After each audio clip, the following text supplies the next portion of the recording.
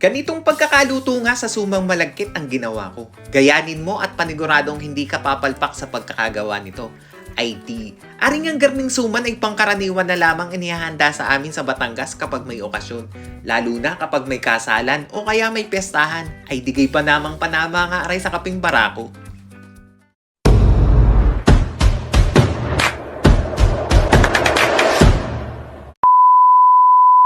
Ay ano ga mga tropa, kamusta ga kayo? Ako si Andy, isang OFW dito sa bansang Israel. ID, samahan nyo nga ako sa isang craving satisfied video. Tama ga ho, isang mapagmatakaw na video. Ay kayo na kung bahala kung alin ho ang tama. ID, yaman na din lamang at may dahon nga tayo ng saging. ID, aring ay galing pa ng Pilipinas. ID, gagawa naman nga tayo ng sumang malagkit. Sa katunayan na rin kauna-unahang beses ko lamang ay nagagawa ng sumang malagkit na rin. ID. Sa puntong ang ari nahugasan ko na aring ating malagkit. Ari na may 3 beses kong nahugasan at nang sa ganun makasigurado ako na malinis nga aring ating malagkit. ID. Kung makikita nyo ay dini sa ating kasirola ay naglagay lamang ako na ring ating gata. At saka ako naman nilagyan ng asukal.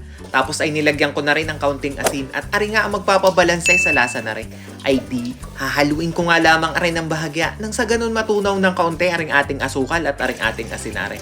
Nagdagdag pa nga ako ng kaunting tubig at nang sa ganun ay medyo malambot-lambot naman ang pagkakaluto ng ating malagkit din eh.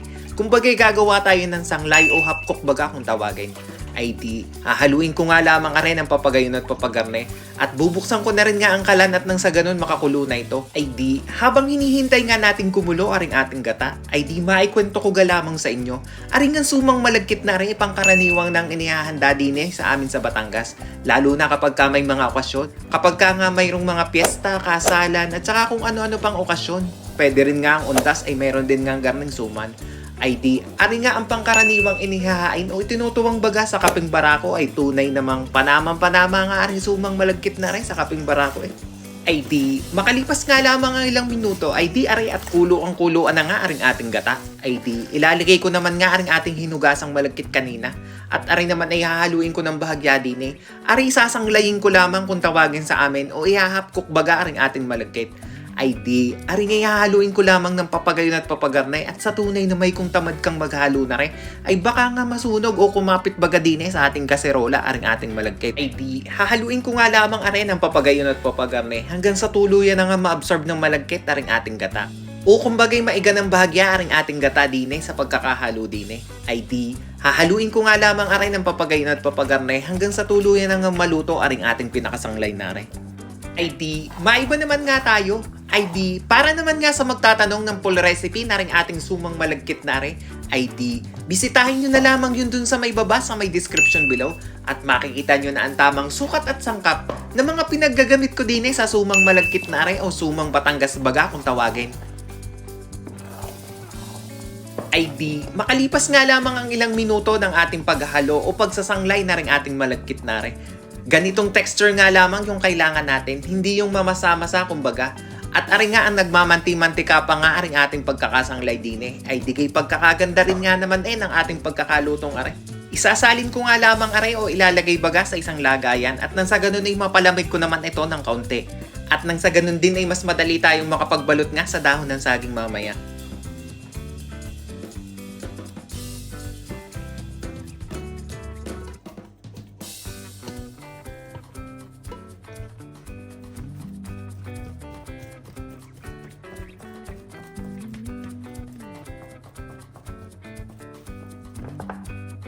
Ay di nga sa puntong aray sisimulan ko naman nga ang pagbabalot na ring ating suman. Ari naman ay gagamitan ko lamang ng dahon ng saging na galing pa nga sa Pilipinas na tinilad-tilad lamang sa tamang sukat lamang. Ay sasandok nga lamang ako na may katamtamang sukat o katamtamang dami baga ng malagkit na ating sinanglay. At tari pagugulong-gulungin ko lamang ng bahagya din sa ating dahon. At nang sa ganun ay maganda naman ang pagkakabalot ko din ID, kung makikita nyo nga'y garning proseso lamang ang aking pinaggagawa, ID, sundan nyo na lamang kung gusto nyo matutunan kung paano baga magbalot na ring ating sumang are. D, uulit-ulitin ko nga lamang ang garning proseso hanggang sa tuluyan na nga maubos aring ating sinanglay na malagkit na are.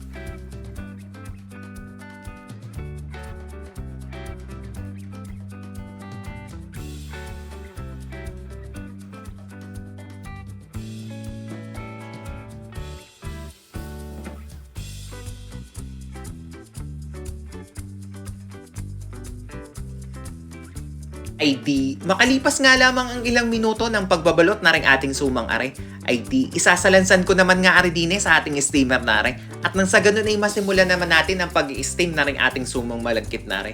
Ari naman ay i-steam ko lamang dine ng 2 oras at kalahati. Kumbagay makalipas nga lamang ang 2 oras ay titingnan ko naman nga kung wala ng butil-butil o buo-buo pang bigas dine sa ating pagkaka-steam na rin ating sumang malagkit na are. Ay di, pagpapatuloy ko nga lamang ang pagluluto nito kung mayroon man akong matikman na butig-butig baga kung tawagin.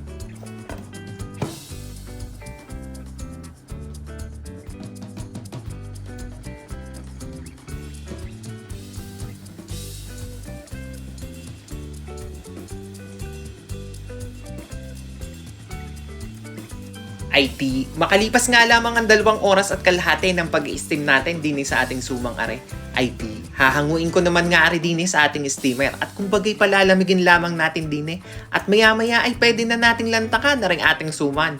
Ay sawari ko naman nga ay ang ganding pagkakaluto ay panamang-panama sa kaping barako eh.